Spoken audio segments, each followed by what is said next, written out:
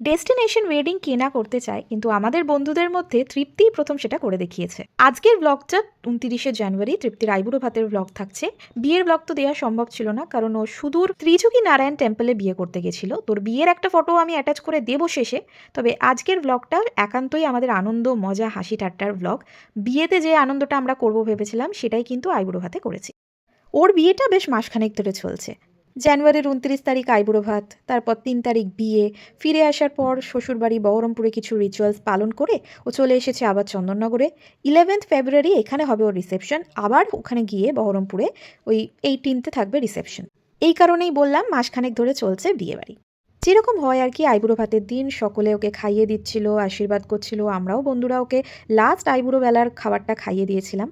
দুপুরবেলার মেনুতে যা যা খাবার তোমরা দেখতে পাচ্ছ সব কিন্তু কাকিমা নিজে হাতে বানিয়েছিল। ভাত, ডাল, শাক চচ্চড়ি, এঁচড় চিংড়ি, 2 রকমের মাছ, চাটনি, পাঁপড়, পায়েস, মিষ্টি, সে সব কিছুই ছিল। যদিও পায়েসটা আমি খাইনি, বাকি সব কিছুই খেয়েছি। তারপরে নিচে এসে দেখি ওদের তখনও খাওয়া দাওয়া চলছে। এরই মধ্যে আবার তৃষা চলে এসেছিলো, ওর ওই দিন অষ্টমঙ্গলা ছিল, তো একটু বিকেলের দিকে এসেছিলো। আমরা তখন বেরিয়ে যাচ্ছি। এরপরে ওই দিনকার কিছু ফটো অ্যাটাচ করলাম, আর লাস্টে দিচ্ছি তৃপ্তির বিয়ের ফটো। আমাদের নতুন দম্পতিকে কেমন লাগছে সকলে জানিও। আজকে সন্ধ্যের ব্লগটা আসছে খুব তাড়াতাড়ি।